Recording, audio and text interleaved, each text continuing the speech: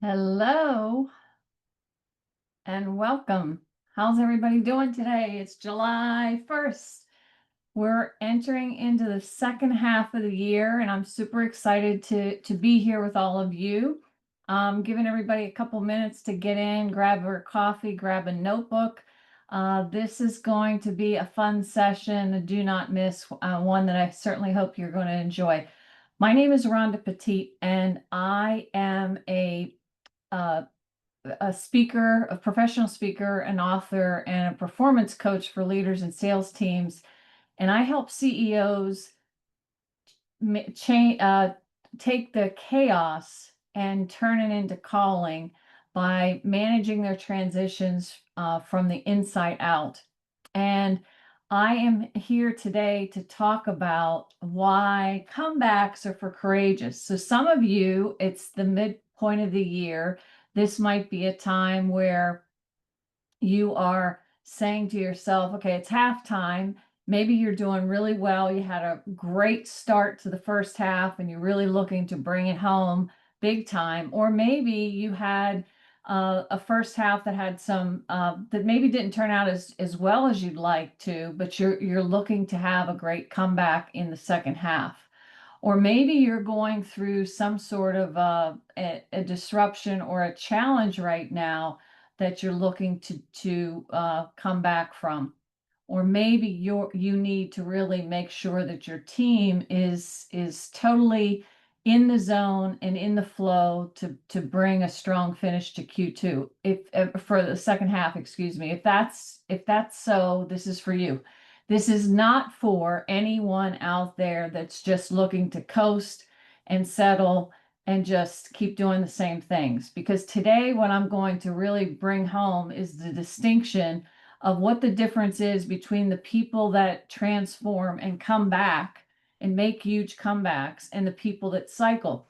But I'm also going to give you some information today that's a cumulation of the last 10 years of my study around mindset. And when I developed, I became a coach, I got certified, and I'm going to put this into some information from all the various mentors that I've worked with so that you have a clear metaphor of what it is that causes people to cycle. Because if you're a leader and you want to lead a team, you must understand this. If you don't understand this stuff, it's like leading in the dark or leading in the fog. And so if you've ever felt like you're leading in the fog, today I'm going to show you something that totally just made all the difference in the world. Once you understand it, once you see it, you can't unsee it. It's going to help you to understand yourself better, and it's also going to help you to lead your people at the same time. So who's ready for some fun and ready to kick off the second half of the year and create a comeback? If you are, put a yes or a Y in the chat. Let me know you're here. And if anyone would like to share what they most want to find out about the session, just put that down in the chat, and we're going to get this party started. So let's see. Let me bring to the stage here the material for today. All right, so you are in Comebacks Are for the Courageous. It's July 1st, and we are going to talk about the fact that everyone loves the comeback story, but not everyone lives one. So we're at halftime, and really this is to energize you for the second half. So if we're in the halftime huddle right now, what we want to talk about is the game we're playing. We want to know what the stakes are for this year and moving forward. I'm going to share with you the distinctions between cycling and comeback, and I'm going to ask you some questions so you can figure out if you are cycling or you're positioned for a comeback.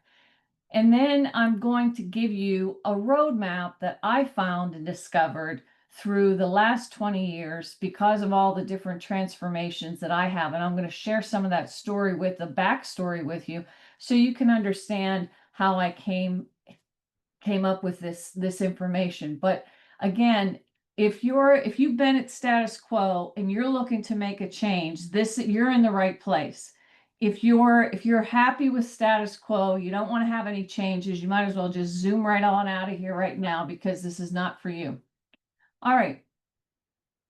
So the first question that I want to ask everyone is, what is it that you want for an outcome for yourself, your team, your company, your family, etc.? What is it this second half of the year of 2025? Because we're not going to get it back. Once a game's played, it's over. So the year, we've got half of our year.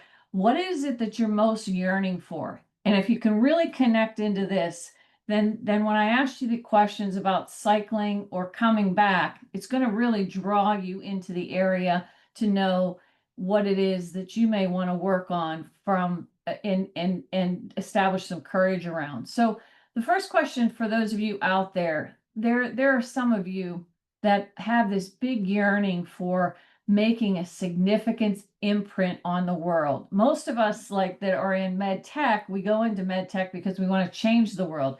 There might be, a really good technology that we have that's really going to make a difference. So what significance and contribution are you really focused on for this second half, and what does it look like at the end of the year for you when you are showing up and the year's over and you're looking back on it? What does that look like? What kind of awards or significance or revenue targets or company engagement did you create? What are those big contributions that you might have? Some of you are sitting there and maybe you're just looking for a new adventure. Maybe this is a commencement. Maybe you're beginning something new. Maybe some of you have left left an old role or a story behind you, and you're looking for this new adventure in the second half. So that might be part of your goal. Some of you are looking to deeply, deeply connect in a way that you've never connected before through your services and how you're supporting and giving to people around you, the relationships that you're building. And you may have some goals in terms of coming back really, really strong in terms of connections for the second half of the year. And others, there's some of you out there that are just looking, that you've been through so much chaos and so much upheaval that you're looking to get in that place of certainty just for some balance. And so that might be part of your goal. And when I say the certainty, the certainty that comes from a calmness and a knowingness and a serenity level that allows you to operate and respond more and react less. So no matter what your goal is, get grounded in that right now. I really want you to think about that, because these are some of the things that we as humans, our basic needs that need to be fulfilled. And if you want to make a comeback and you really want to address those needs, listening and understanding what I'm about to teach you is really going to help you propel forward and be able to be one of those driven individuals that's going to ring the bell and climb the mountain and really succeed and do something outstanding the second half. Now, I want to start with a story, the backstory of how I've come to realize the difference between a comeback and a cycle, and why I stated the title of this talk is that the comebacks are for the courageous. And I really believe that. So the story is about an executive who lost her title and found her truth. So I'll take you back 20 years. I was 40 years old, and I was running ironically 40, and I was running a $40 million business. I had a team of, I think it was 11 or 12 people on my team. We had just been awarded the District of the Year. It was a phenomenal team to work with. We were having so much fun. But there was something in my life that was not creating fulfillment, and that was at home in my marriage. And what I ended up doing is making a decision.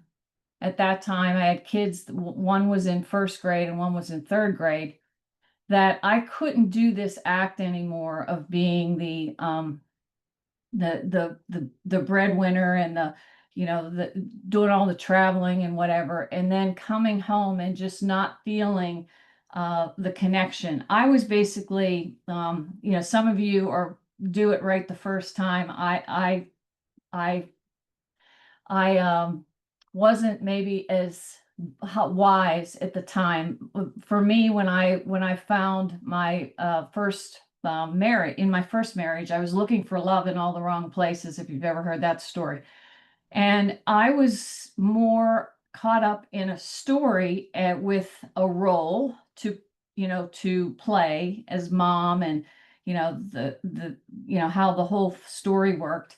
And I just was not feeling any my connection and authenticity. And so I did this disruption. So, some of these things that happen in transformations, sometimes you cause a disruption, sometimes you get disrupted. So the backstory for me was the first thing I did at 40.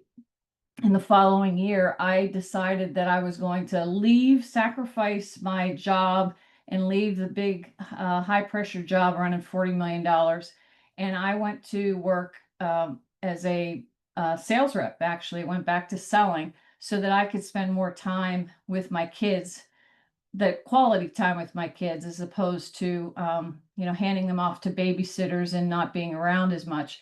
And so in that sacrifice, I realized that the title that I had was not really me. And that's how I really started my path to get awakened to my purpose and who I really was. And what I learned through that experience of doing that is that I made a mess. I had to clean it up.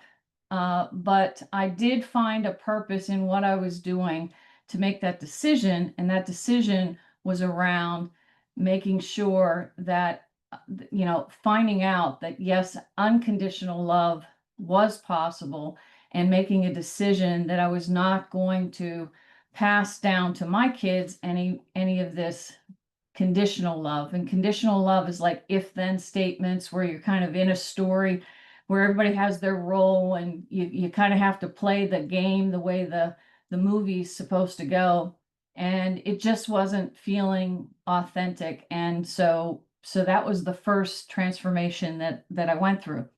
And in that transformation, I realized that there was more to me that was coming out that wasn't in this title or this story that I was behind. And this is kind of the crux of what we had to do. And I had to ask myself some questions at that time, like I would do in the following 3 or 4 transformations that I've made since then.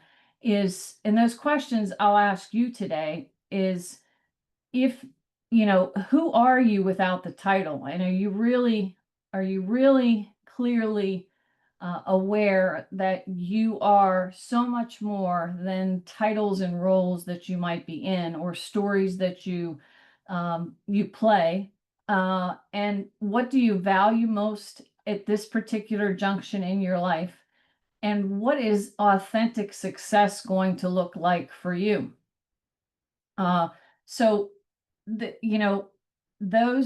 transformation, that first transformation for me, was figuring out that I was playing something, what I'll call is a proving game, or an approval addiction game, and that I was not going to play that anymore. And so one of the questions that you might want to ask yourself is there any area in your life where you're focused more on your performance to be loved or gain attention or anything like that, versus being on purpose to do what you're here to do?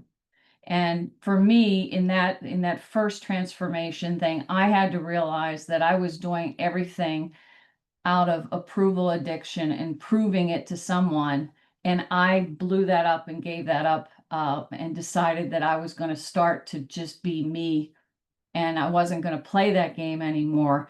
and I gave it up. So that was a transformation and a comeback, because then I had to have this new identity. I was a single mom now, and I went back to work as a regular sales rep, but I was walking into, or becoming into, something of purpose for my kids at that time, because I knew you only have kids for like those first 20 years. I mean, not that you lose them after they're 20, but those precious years when they're in school, it's important to really build those relationships.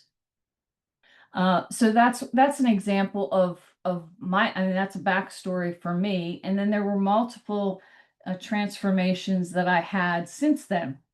And really, this rise in purpose, this awakening, started for me in my 40s. And it required courage to blow all that stuff up. It required courage to say, to hand someone a divorce papers and say, look, this just isn't working for me anymore.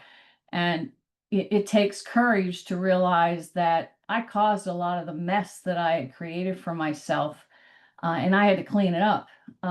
It takes courage to be able to walk into a room and just tell people that you had in-laws and everything, and now all of a sudden you really are the outlaw, because they're mad because the story is blown up. But you know deep down inside that it's something that you needed to do to take the mask off and start becoming you. And in organizations, we have the same challenges as leaders of organizations, when there are times where the stories or the way that we used to do things, because of all the changes and things that are going outside, that we have to change what we're doing. And we can't keep cycling around in what we did before because it's comfortable. That we need to get back to, what is our mission now? What's our purpose now as an organization? And what do we need to do to transform? And that takes courage. It takes courage to tell people that, you're going to blow something up and that things are going to be different. It makes people uncomfortable.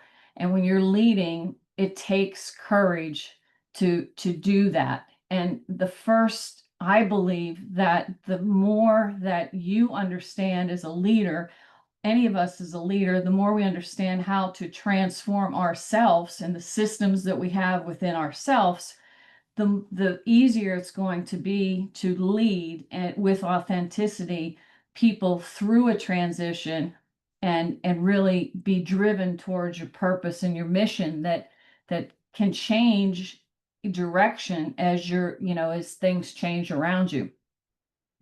So the questions that I want to ask everybody, because I promised you today that I would explain to you that there's 3 major distinctions between cycling and coming back. And I talked about one with my origin story on this transformation journey that I've been on, which is performance versus purpose.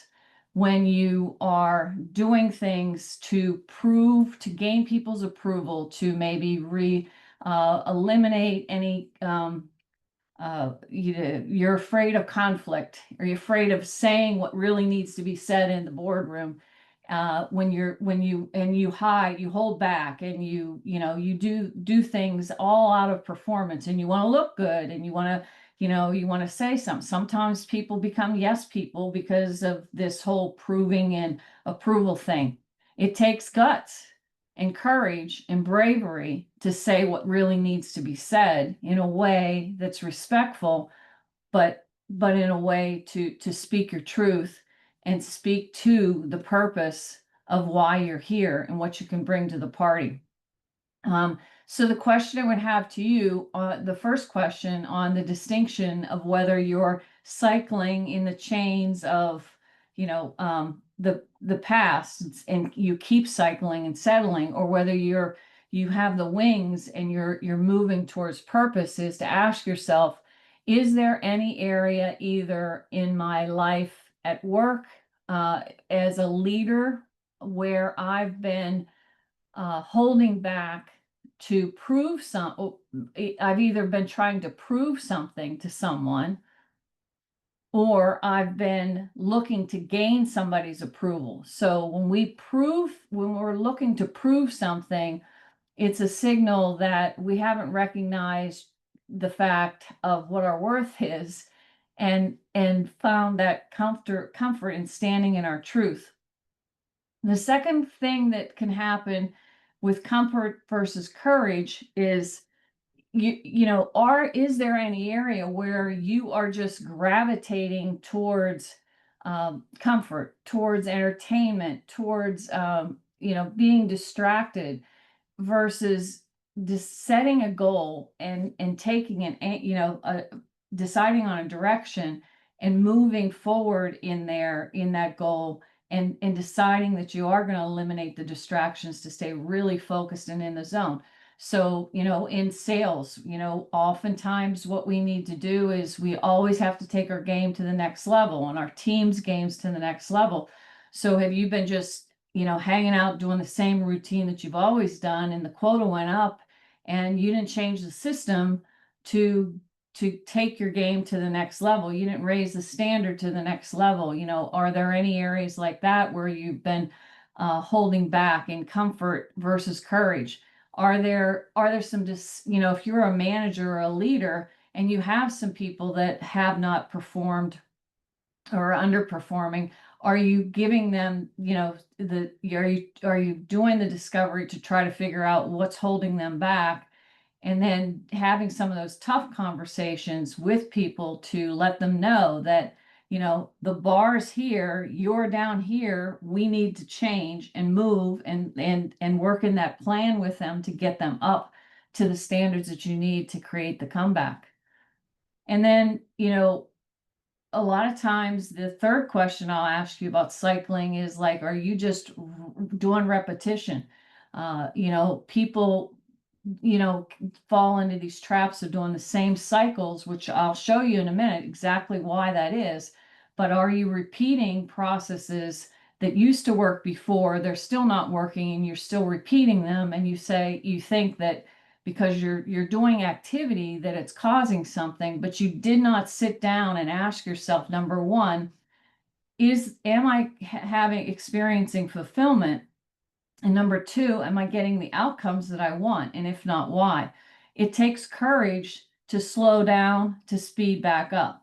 It takes courage to sit and ask yourself the questions about fulfillment, to really understand if you're growing and expanding, and that's what a comeback champions do. They get better. Tiger Woods played, or multiple, rounds of golf. They say Michael Jordan missed the basket 9,000 times, and he was the best. So are you doing things that are out of repetition and cycling that are actually growing you? And the easiest way to figure that out is to ask yourself the 3 fulfillment questions. So if you've got your notes, you might want to write this down. The 3 C's that you get your fulfillment from. Number one, if you're in your position and you're doing your work, do you feel that you're able to create? Are you creating new things? Are you creating, because when you're a born creator, God created you to create. So do you get to create it all in what you're doing? In that relationship, are you creating? In that, and when you're leading people, are you creating? When you're doing your work, are you creating maybe something in a system? Is the creation fulfillment need being filled? The second one is your level of contribution on a scale of 1 to 10. Where's your contribution now?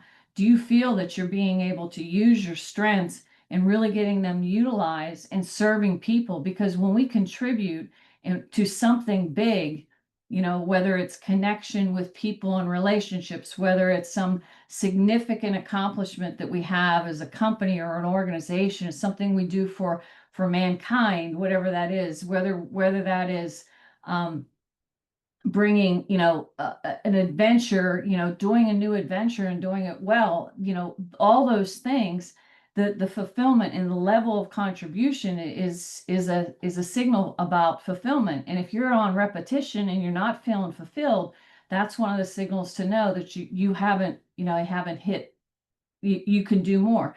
And then the last one, so you've got, is the connections that you're building. Are you cycling in your leadership? Are you just doing the same thing you always did? Are you out there constantly getting the new vision for people, to vision casting for people, to show them where we're going and leading them on a regular basis?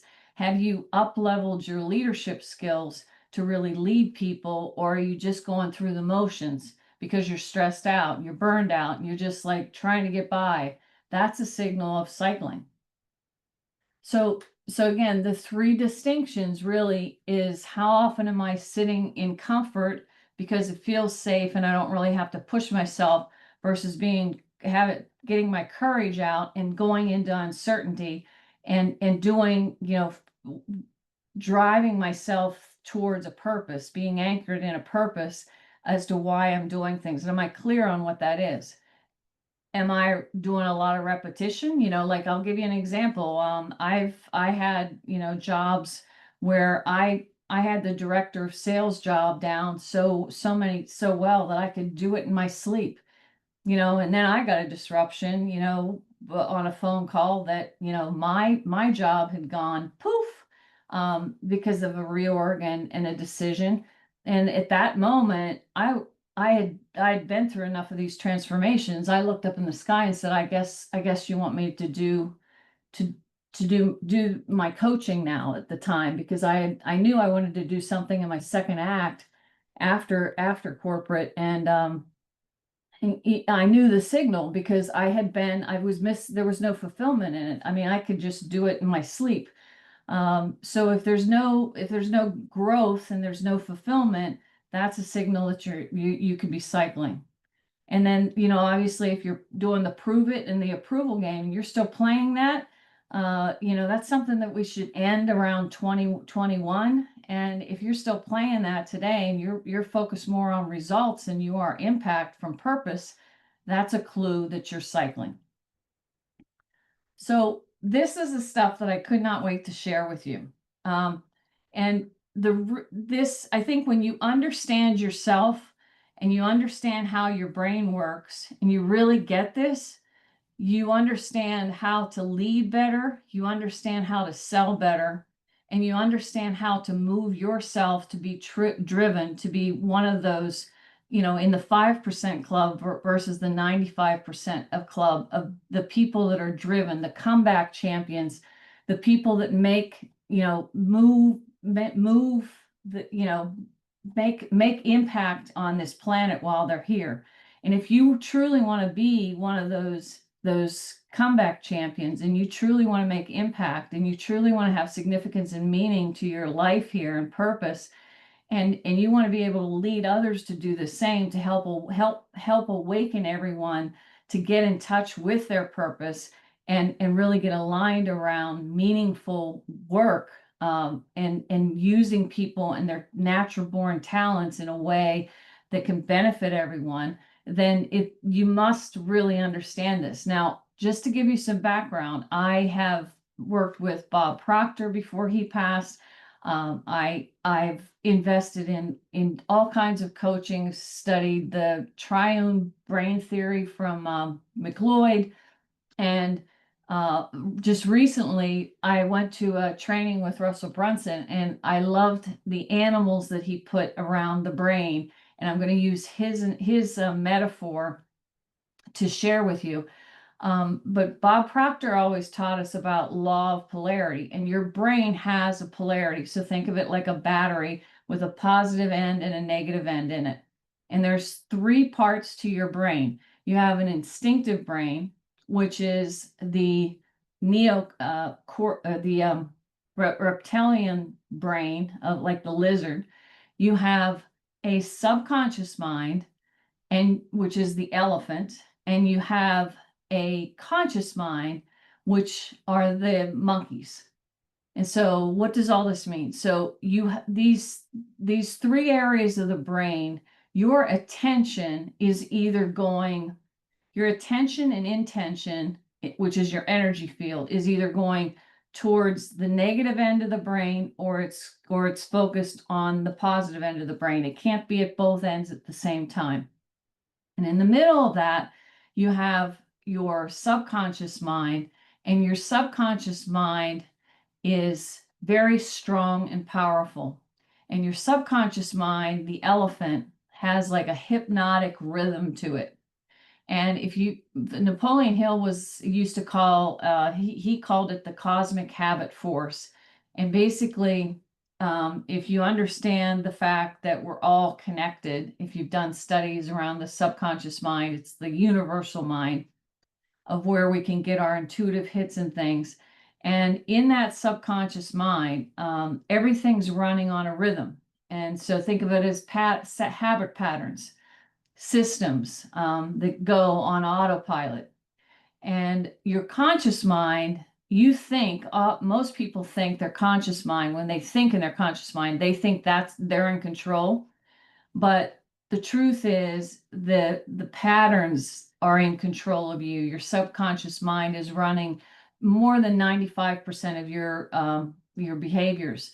And if you think everything about you connects in the heart, the mind-body connection, the soul connection, all happens in the heart, which is where this elephant is. But everything around that heart is in habitual patterns. So what the heck does this have to do with anything? Well, it's really important that you understand that these three parts of the brain are talking to you during the day. And if you can't recognize the language and know who it is, you can drift and you can fall off your goal. Now, the people that comeback champions have one thing in common. The people that just seem to, keep rising no matter what happens on no matter what, is one main thing that they all have in common is they have a goal or an aim. And so because they have a goal or an aim, the monkeys decide, they create the goal or an aim of where they want to go. And the monkeys and the consciousness of having that goal takes your attention and intention and puts it on a goal in a direction you want to move. And the more muscle you build around focusing around that goal, the stronger that pull towards the positive end of your brain is. If you don't have a goal or an aim, you can drift. And what you can do is fall into habitual patterns of the way you've always done stuff, and you fall into the cycle. And so why are we talking about this today? Because if you are going to make a decision to come back instead of cycle, you have to understand that you are going to have to do some training on that elephant to help change your patterns and your systems so that you can transform. You're also going to need to know how to calm the lizard, because your lizard is your reptilian brain that we were, the hereditary from back in the caveman days that we were born with, and it was supposed to keep you out of danger and protection. And danger and protection years ago, like thousands of years ago, is a lot different than today. Most of the fears that we have as human beings are not fears, not true and present danger. They're more of a worry or an imaginative, something invisible that we can't see, that we think we can't get what we want, kind of a fear. But you have to learn how to listen to these three parts of your brain, and you have to understand that if you're going to decide that you're not going to cycle anymore and you're going to come back, you must learn to listen to and identify when you hear those noises in your head and that talking that goes on in your head and the talking you do to yourself all day long, who's talking to who and what's going on. So if you look at the monkeys or your conscious mind, they ask a lot of questions. So your monkeys, there's two monkeys because you've got Emily, emotion, and then you got Logie, logic. And these two are always going back and forth, with their deciding, when you hear somebody's right-brained or left-brained, they're always going back and forth with, balancing logic with their emotions on what you want to do and try and making decisions. But the beauty of, and these two monkeys are your conscious mind, and the beauty of what they allow you to do is make a choice. So you can decide as a human that you want to have a goal of what you're going to do in the second half of this quarter. And those monkeys are going to help, you're going to go back and forth between the emotion and the logic to make decisions with the conscious brain. And that's where you can set that goal where you want to go. Now, the elephant is on a program right now. Right now, you have a pattern of what you do from everything that you do, your mind-body connection of everything you do, from driving to work, what you have for breakfast, how often you exercise, what patterns you do with your 8 hours in the evenings that are your free time when you're not working or sleeping, right? And so all those patterns and those rhythms, that's running 95% of the program. And what you have to understand is it wants to go on autopilot. So the minute that you want to change what you're doing, you have to realize that you're going to have to get rid of a bunch of distractions and really get in the zone with focus on where you're going to start a new system and then develop it into a new habit rhythm. The lizard, which I don't have, my lizard didn't come in. The lizard is your instinctive brain, and it talks. So let me go back. The monkeys talk in questions, but that elephant talks in stories. And your stories are your belief systems and the stories that you told yourself.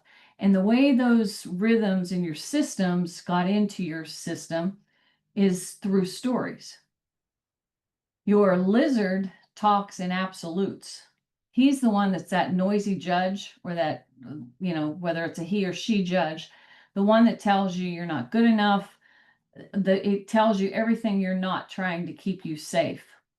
And so what we have to understand is that if we set a goal, we have to recognize the difference of where our attention and intention is going and whose voice we listen to. So what I mean by that is if you're up here and you're really focused and you're going to be one of the comeback champions, you're going to be aligned to your purpose. You're going to have a big why as to why you're doing things. That's why it's so important as leaders that we're vision casting with people constantly with where we're going, what the direction, what is the aim, so we're all pointing north. You have to have courage.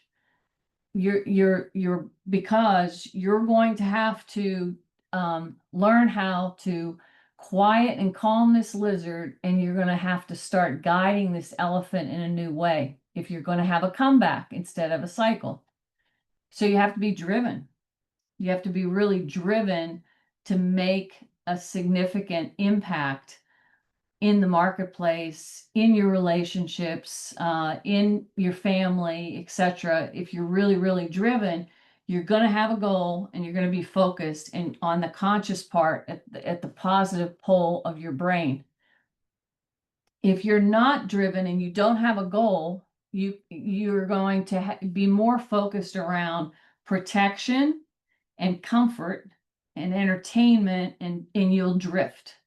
And so you kind of just go wherever the wind blows, and that's why people without goals or who do not make this decision that I'm not going to cycle and I'm really yearning for something bigger and I'm making a decision that I'm going to be driven and I'm going to identify and hear the calling for my purpose and pursue it and have the bravery and the courage to do so, then you're going to be more focused around the positive end of your brain.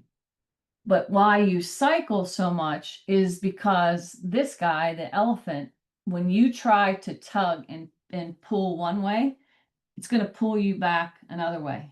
It's like when you want to go to the gym, the hardest part is not at the gym, it's getting yourself to the gym. That's the part, because the elephant's going to say, no, let's just take it easy. No, we don't need to do that. We'll do that later. Because the elephant wants to stay on its standard hypnotic rhythm. And just like systems inside corporations, inside our cultures of the way we do things, the old systems, when you go in and it's you get taken over by another company or whatever, all the systems and everything, the the old systems have, they get blown up, and you've got to put new systems in, and you've got to be able to help guide people through the transition on how they're going to develop the systems, and keep talking to them to the why, because the why is going to help you feed the new system to the elephant and let go of the old system. But that takes a decision and a goal and a why to be driven to do so. So you have really two choices as you're walking into the second half. You can be the ship in the harbor, and you can play it safe. You can lead with protection and just hang out. That's one way. Or you can throw up the sail, decide what your direction is. You have a motive, you're taking action, you're willing to sacrifice the old story, let it go behind, and you're trusting yourself to go out on those new waters to walk into that uncertainty and take your team with you and lead. The quote from Stephen Pressfield in The Art of the War on Art is, "A ship on the harbor is safe, but that's not what ships were built for. And your creator did not build you to hang out and not produce." In fact, in the Bible, it says, the first thing it says, Genesis book, it says, multiply, right? Be fruitful, produce, and multiply. That's what it says. And that's what you're designed to do. And you're a creator. You're designed to create. So if you're not creating, you're not connecting on a deeper level, sharing your gifts with people that need them, because you have a unique set of gifts. That there's a certain people in the world that need those exact gifts that you have. And if you don't connect with them, and you don't let them know that you're there and put those strengths to work, then you're gonna have you're not going to feel fulfilled. And then the third thing you've got is creation, you've got connections, and then the contribution. When you're contributing and you're really, you've got your team engaged, like you're a leader, and you've got everybody, on the zone, on the vision. You understand that you've got to put some new systems in place, and you get engagement with that people, and everyone's contributing their thing to the whole cycle, and the trust level in the organization's going up. You're sailing, and you're going to do something really big and impactful. And so that's what a comeback champion knows. They know they have to get hold of their brain. They have to know how it works. And then they have to use that same psychology when they're leading people, because they've got to understand that those same people that you're leading have the same type of brain. They have three parts to their brain. They have an instinctive mind, they have a conscious mind, and they have a subjective mind. And when you can get everyone, all pointing north, and you have a vision, a bold vision that everyone else's vision can come fit into, and everyone's, you've got the right people in the right places with the right strengths doing the right activities. Now you're cooking with cream, and you're going to sail, baby. And that's when you're going to have quantum leaps. But it takes courage to be a comeback champion, and it's not hanging out in the harbor being safe. So you have, no matter what disruption you're getting, you have to decide if you're getting detours and some signals right now, or job disruption in any form. I mean, I've had job disruptions because my ego got too big, and that's another story for another day. I had job disruptions where one time I had a job disruption, when I went to the small company after the 40 million one, where I built the company up. We got that small company 40 million. We got bought by a big organization. And then my job was like eliminated. And I said, what the heck do you need me for? And then, that was the big wake up call, the day where I figured, okay, I really am not this role. But when that role was gone, there was a time when I was in the wallows. I mean, I was walking around for 3 months. They kept me on the payroll, but my focus went right down to that stupid lizard, and I was stuck in a funk, and lost weight. All kinds of issues happened, because I had my attention on the wrong thing, and it wasn't on the purpose. And I had to wake up and had to realize that I'm more than my role. So no matter what's going on with what disruption, it's always a calling. It's always a wake-up call. It's not a detour. It's an invitation for you to start asking yourself some bigger questions about your purpose. Why am I here? What are my strengths? How can I contribute to the world and what the world needs now?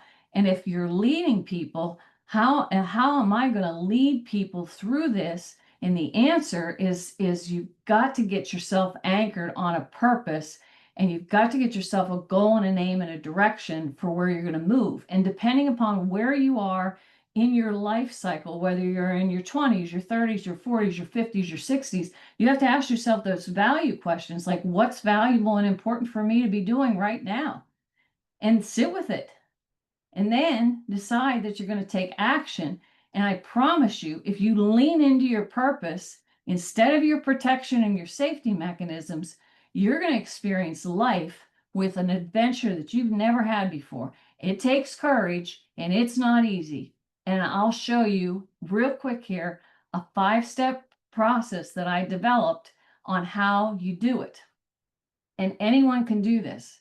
There's a 5-step process through all the transformation stories that I could tell that I've gone through in the last 20 years. It always came down to the same thing. And I thought, boy, this is ironic. This fits with the word shift, because every time that a transformation happens, there has to be a shift. You have to shift. And the first part of the shift is letting go of the old story that is no longer serving you, no longer supporting you, and is not true. So that story, you've got to be able to let that go. And that story is in that elephant, and you've got to be able to understand what that story is and why it's irrelevant, and say bye-bye and let it go. And that means that you're going to need to heal maybe from it, because pain gives us meaning to purpose. So when we understand the pain that we have, the pain could have been caused by a lot of things. There's a lot of beliefs and things that we pick up that we've got to look at, because when you have the courage to look at the pain, you can see the everything that you had in your life experiences came with a gift, or a lesson or a blessing. And if you don't take the time to sit down and you go jump from one thing to the next, and you start cycling and you never do the healing process, you never get, if you can't grow and expand if you're walking around with a big cut in your side that won't heal all the time, and you're trying to cover it up. You can't do that. So you have to do a healing process. The next thing you got to do is you got to get a new story for your elephant. So, so the healing also, in the healing process, you had to deal with calming that lizard down and really looking at what's capital T truth and what's small t truth, and heal. But the next thing you got to do is you got to set a new standard, a new system, and you've got to train and guide the elephant. And that's a new identity. And that identity part has to come before the action. So taking action without identity is just an invitation to run on the hamster wheel to nowhere. And I've done it before. It doesn't work. So the identity is your innovation path for impact. Who are you going to become? Because you have to be first, then do, then have, in that order. And you can't mix that order up or it won't work. But once you get the identity clear, the process, and if you get the identity clear for your team, it's amazing how fast people will get into action, and your engagement and your productivity and everything's going to go up because they're clear on their identity. So from a culture standpoint, that identity work is important. And then you've got a faith focus forward. And that is faith focus forward is that positive pull on your brain. That's faith. The negative pull on that brain is fear. So you've got to go on faith. You've got to be thinking forward. Everything you're thinking about today, everything you see today with your eyes is a result of yesterday's thinking. So you have to be seeing forward and focus forward towards the aim. And then the last part of it is the T. That's like walking the talk. That's when the identity, you totally, you've gone from being a caterpillar and now you've got wings as a butterfly, and the things you did crawling around on the ground and eating the leaves ain't the same thing you're doing flying in the sky and landing on all kinds of pretty flowers. So the whole purpose of the shift is every time you're going to transform, if you're really going to become a comeback champion, you're going the best thing to just accept is let's get anchored in purpose, because once we're anchored in purpose, the change can keep coming, and we just we're grounded in our purpose, and you're going to go forward, and transformation and comebacks start to become fun. There's no fear. It's always going to take courage. It's always going to take that courage muscle to get you going and momentum in the front, because we all don't like to go back to beginners and having to be beginners again. But that's the fun of it, because that's how you evolve. Every time a disruption happens, you get planted. You haven't been pummeled. It's an invitation for you to transform, to get to grow and to expand the unique secret sauce, your genius zone that the world needs. You wouldn't be here if the world didn't need you. God made you with your special sauce. And so this process is something that anyone can do, not just, I've done it multiple times now that I have it to a science, and I'm sharing that with as many organizations and leadership teams and sales teams that want to embrace this. But this is the way to stop cycling and to start to truly become back. But it takes courage. Now, if you don't do that, this is the cautionary tale. There's a thing called the complacency cliff, and maybe some of you've experienced this, where you get yourself in complacency, and your influence starts to erode. The people that you used to move early on, maybe 5 years ago, you're trying to say things the same way. You haven't changed. You haven't done any comebacks. You haven't done any evolution. Your influence starts to go. Then, you get in the comfort zone of that cycle, and your purpose, you're disconnected from a purpose. You even forgot what the heck your purpose is. You don't, you're not having an aim. The culture around you, if you're a leader and that's what you're doing, you're cycling, you're not coming back every year, your culture is going to decay. And then you're going to have a false security. And then one day you're going to get the call, like many of us have, we've made some hard decisions and we've done a reorg, or we've done whatever, or this position was eliminated. That's the danger. The complacency shift is a danger. So your call to action from today is to ask yourself some questions. And I want you to think about the lizard, the elephant, and the monkeys. What is your goal for the second half and moving forward? What is the aim that you're headed for this second half of 2025? Because this is like a football game. There's 4 quarters.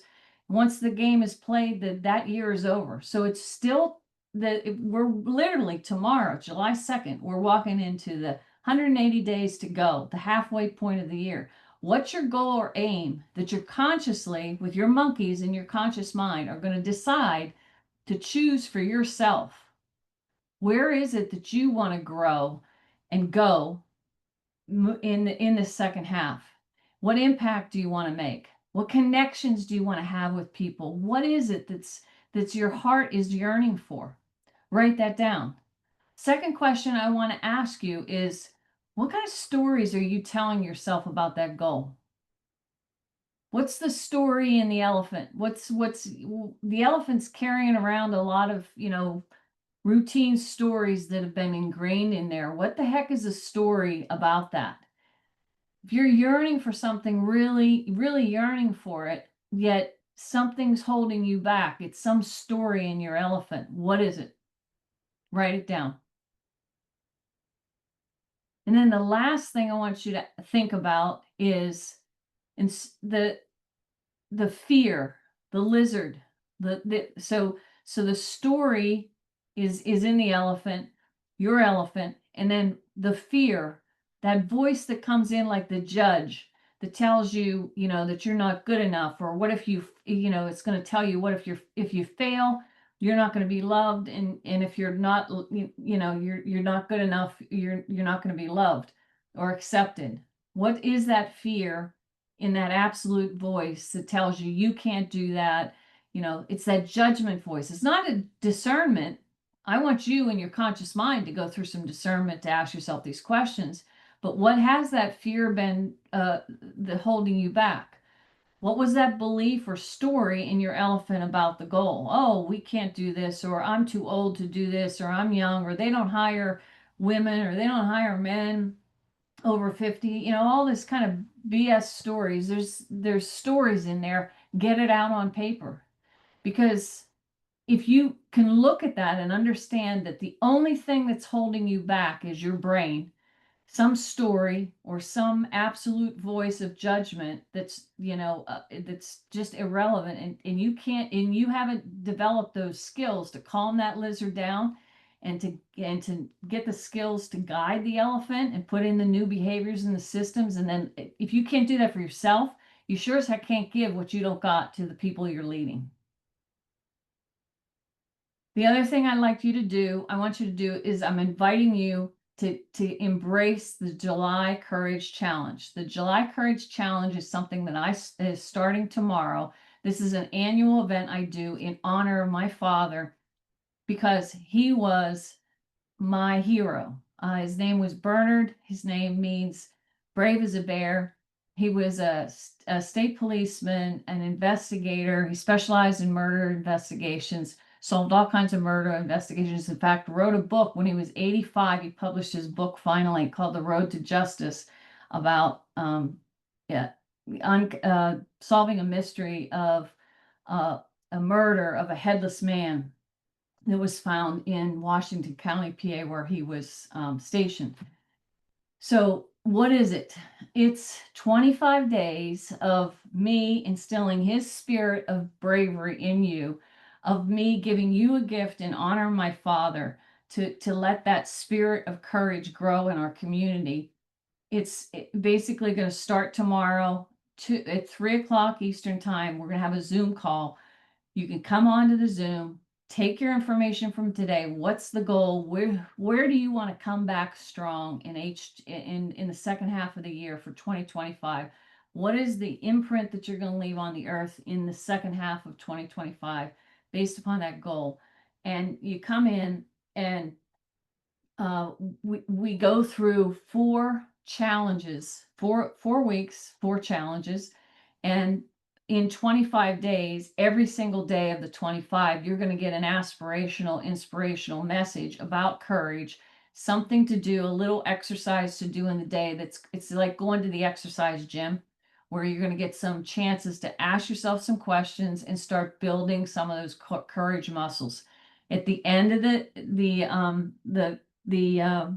25 days, you'll get your courage award. This is just a fun community free event. There's no anything there. But I encourage you, if something that resonated with what I said today resonated with you, jump in the Courage Challenge. How do you do that? If you enrolled and registered for this event on LinkedIn, you're going to get the information automatically. The other way you can do it is you can go to rhondapetite.com. At the top, there's a banner coming across the top of my website. And if you hit the banner, it'll take you to the registration page to make sure you get all the links and the emails with the 25 exercises, courage exercise muscles, exercises for the daily, for the next 25 days. It's the second half of 2025. The biggest regret people have is the things that they didn't do when they're told that they only have a couple more weeks to go or whatever, and they say, I wish I did. I don't want you to be that person that has any regrets. Let's live life and play full out together. If you'd like some more information on more support after you've done this or whatever, you can talk to me about the various options that I have for the shift. We have a shift on demand. We have a shift in immersive, and I do executive one-on-one coaches with CEOs who are looking to make some major transformation in their organization.